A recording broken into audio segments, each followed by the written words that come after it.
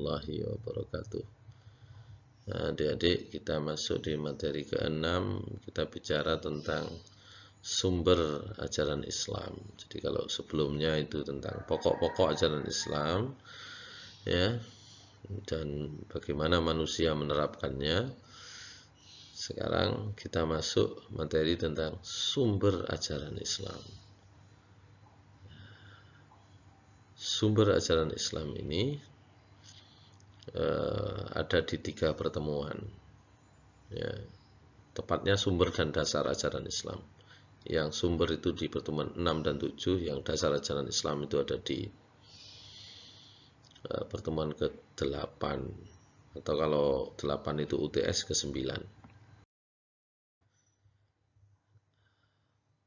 Nah, di materi kali ini lebih fokus ke Al-Quran, tapi pengantarnya akan kita sebut semua nanti ya, tentang Al-Quran, hadis, ijtihad itu kan.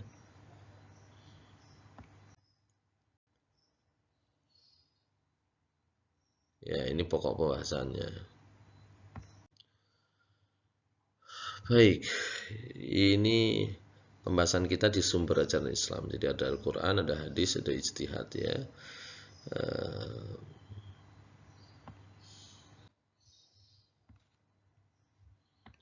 Sekarang sebelum menyatakan tentang Al-Quran sebagai sumber, apa dasar hukumnya?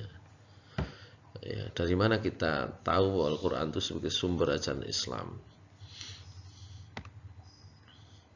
Kita bisa buka di dalam Al-Quran ayat hari ini yang bisa Anda pelajari adalah misalnya surat An-Nisa ya, ayat 105, atau mungkin nanti An-Nisa ayat 59. A'udzubillahi minasyaitonirrajim. Inna anzalna ilaikal kitaba bil haqqi litahkuma bainan nasi bima araqallah wa la takul lil kha'inina khasima. Ya, Nabi Muhammad sallallahu alaihi wasallam pun dalam ayat ini diperintah untuk menjadikan Al-Qur'an sebagai sebagai referensi utama memutuskan perkara.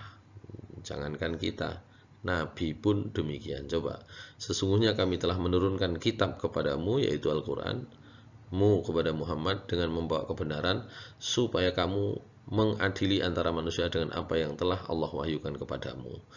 Ya, supaya kamu gunakan ini, gitu gampangannya. Jadi Nabi pun diminta oleh Allah untuk menjadikan Al-Quran sebagai referensi utama memutus persoalan.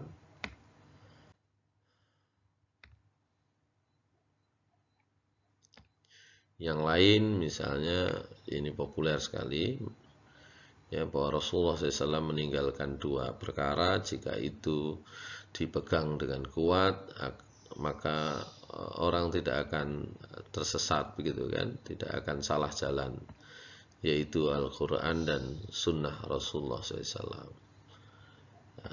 Yang ketiga, saya baca agak cepat, mohon maaf. Yang ketiga itu tentang ijtihad. Bagaimana ijtihad itu menjadi dasar. Surat An-Nisa 59 nanti bisa Anda buka, atau di dalam riwayat yang panjang ini. Ya, riwayat yang panjang ini Anda baca di modul ini. Saya tidak baca supaya lebih cepat ya. Ayat ini bicara tentang hadis ini bicara tentang peristiwa Nabi Muhammad SAW mengutus Mu'adz bin Jabal. Saya buka terjemahnya saja ya. Mu'adz bin Jabal diutus untuk menjadi gubernur Yaman. Di sana diminta untuk mengatur masyarakat di Yaman yang sudah masuk Islam. Hanya Nabi bertanya, kalau di sana nanti menghadapi masalah, apa yang Anda lakukan? Kata Mu'adz, saya akan memutuskan dengan Al-Quran. Kalau nggak ada, dengan hadis, dengan sunnah Rasul. Kalau nggak ada, dengan pemikiran saya sendiri, dengan ijtihad saya sendiri. Itu yang kemudian menjadi dasar bahwa 3 hal ini, Al-Quran, sunnah, dan ijtihad, itu menjadi dasar kita di dalam menjalankan agama. Nah, sekarang masuk materi khusus tentang Al-Quran. Al-Quran itu apa? Ada yang mengartikan Al-Quran itu bacaan, ada yang mengartikan Al-Quran itu kumpulan, Ada yang mengartikan Al-Quran itu ya nama kitab Allah, ya tidak perlu dimaknai, sudah nama kitab Allah Quran gitu. Nanti rincian tentang penjelasan ini Anda bisa lihat di modul gitu ya.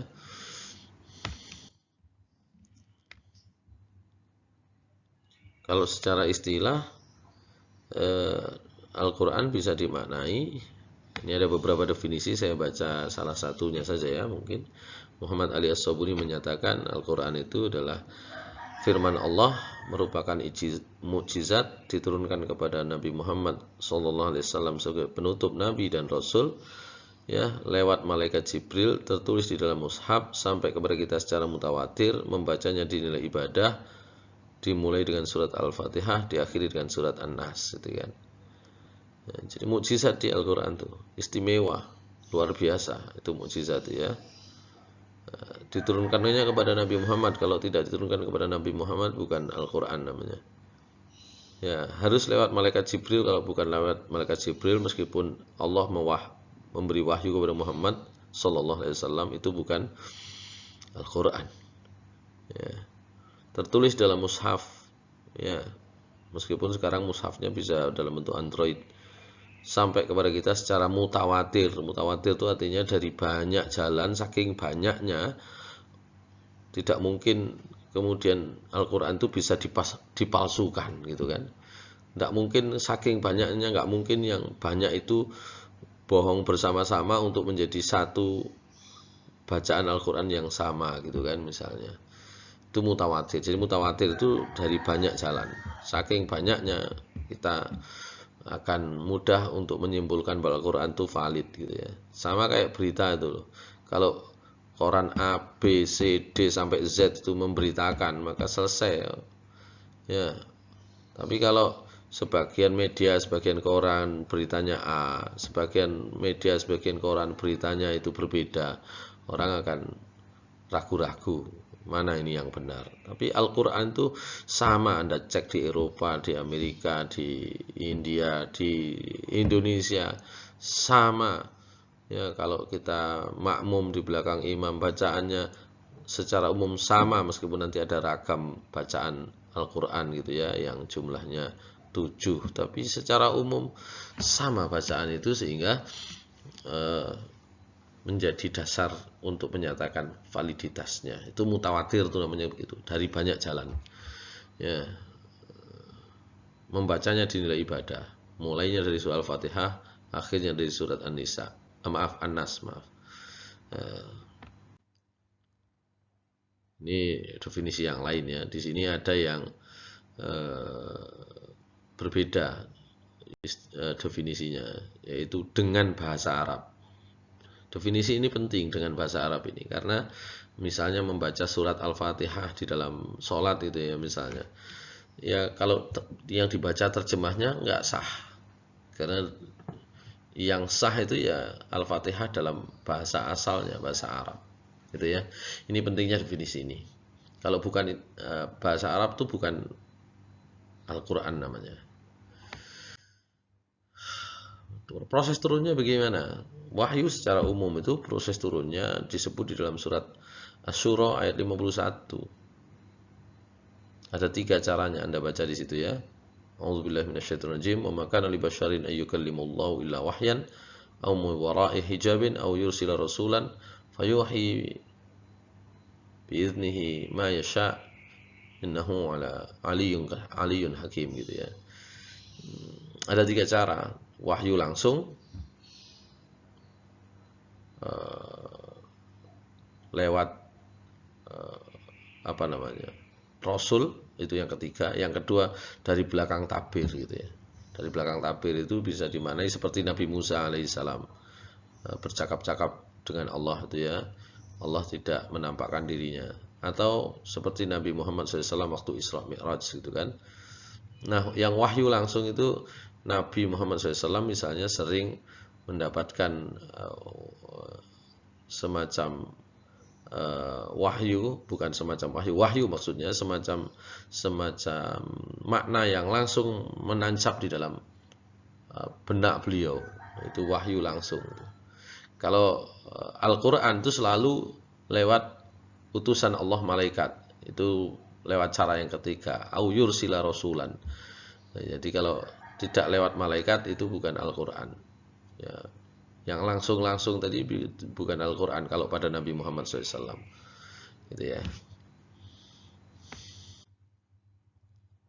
Mungkin orang bertanya, yang turun dulu Al-Alaq ayat 1 sampai 5, tapi urutannya kok Al-Fatihah. Itu bisa dijawab dengan mengetahui tahap turunnya. Al-Quran itu diturunkan 2 tahap secara umum ya. Ada yang menyatakan 3. Saya buat yang paling gampang saja buat Anda. Tahap pertama itu dari langit, dari Lauhul Mahfuz, dari sisi Allah ke langit dunia. Maaf, dari sisi Allah, dari Lauhul Mahfuz ke langit dunia. Langit dunia itu biasa disebut Baitul Izzah, itu turun secara langsung, sekaligus maksud saya, sekaligus itu semua diturunkan secara langsung. Terkait dengan tahap pertama ini ada beberapa ayat yang bisa Anda pelajari di situ, Al-Waqiah ayat 77 sampai 80 ya. Kemudian Asy-Syu'ara ayat 192 193, kemudian ada surat Ali Imran ayat 3 dan 4 gitu ya. Misalnya ini contoh-contoh saja. Tahap pertama ini itu sekaligus semuanya. Jadi urutannya juga sudah di sini. Al-Fatihah di depan, An-Nas di belakang, ya sudah di sini. Hanya ketika diturunkan pada tahap kedua adalah, oh ini dalil tahap yang pertama tadi ya, silahkan dipelajari ya. Ini detailnya juga. Nah, tahap kedua itu dari langit dunia kepada Nabi Muhammad SAW. Ya, karena tujuan Allah itu untuk menguatkan hati Nabi, maka diturunkan kepada Nabi Muhammad SAW itu sesuai dengan situasi yang menyertai Nabi. Itu lebih berkesan, lebih kuat di dalam ingatan.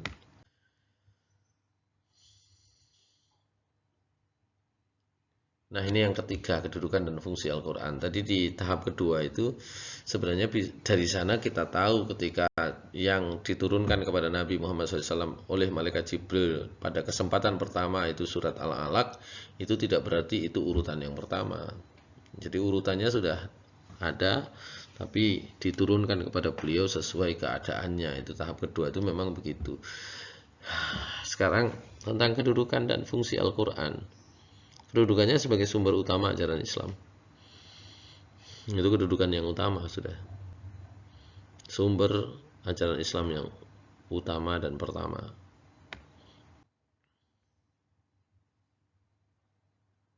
Contoh, ini Bapak-Bapak nih, puasa.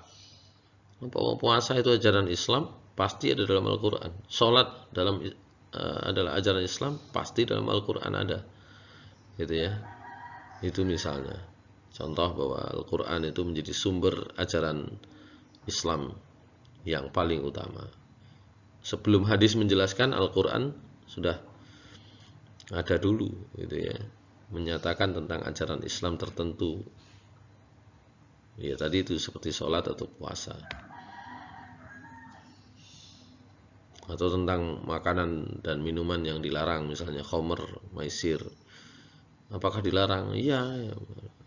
Sumbernya mana? Al-Quran, surah Al-Maidah ayat 90. Ini contoh ya, kedudukan Al-Quran sebagai sumber ajaran Islam yang utama.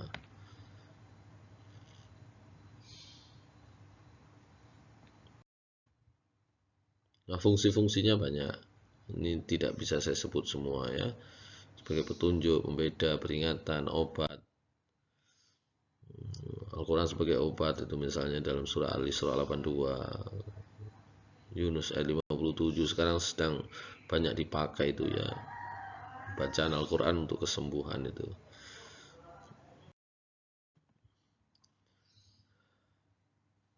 Nah, keistimewaan Al-Quran sekarang. ada banyak keistimewaannya, aspek bahasa, aspek makna. Bahasa itu irama, susunan, bahkan di dalam setiap hurufnya, makna itu kandungannya, isinya terbukti gitu ya. Kita ambil contoh-contoh saja, ada 2 contoh nih. Misalnya secara bahasa dari sisi irama, coba Anda baca pada surah Al-Fatihah, surah An-Nas, Al-Falaq, Al-Ikhlas itu ada iramanya. Nah, Anda perhatikan ada iramanya. Ada iramanya itu kalau dalam sajak itu ada rima A saja. Itu ada dalam surat An-Nas. A'udzubillahi minasyaitonirrajim. Qul a'udzu birabbin nas, malikin nas, ilahin nas, min syarril waswasil khannas, alladzi yuwaswisu fi sudurin nas, minal jinnati wan nas. Atau surat Al-Ikhlas. Surat Al-Falaq beda lagi iramanya. Coba Anda perhatikan nanti ya. Surat Al-Falaq itu perubahannya itu ya. Surat Al-Fatihah juga demikian, bervariasi iramanya. Irama bisa diambil dari bagaimana pengucapan di kalimat terakhir setiap ayat itu ya. Surat Al-Fatihah itu yang terakhir misalnya Ar-Rahim, Alamin, Ar-Rahim lagi, Maliki Yaumiddin gitu kan. Itu kan kalau dibaca itu kan A B kan gitu ya. Terus kemudian balik lagi, Iyyaka na'budu wa iyyaka nasta'in, ya B lagi, kemudian A lagi, kemudian B lagi, begitu. Itu Al-Quran itu ada iramanya. Itu bagi mereka yang memperhatikan itu luar biasa. Kalau kita nggak perhatikan itu ya kayaknya biasa saja, nah, gitu ya. Kalau dari sisi isi, sekarang banyak orang mempelajari Al-Quran dari sisi saintifik ya. Surat Al-Anbiya 30, Al-Kahfi 96, Qiyamah 34 itu yang ada kaitannya dengan penelusuran saintifik. Nah, itu Al-Quran pembahasan kita. Mudah-mudahan bisa dipahami dengan sederhana ya. Saya kira cukup. Assalamualaikum warahmatullahi wabarakatuh.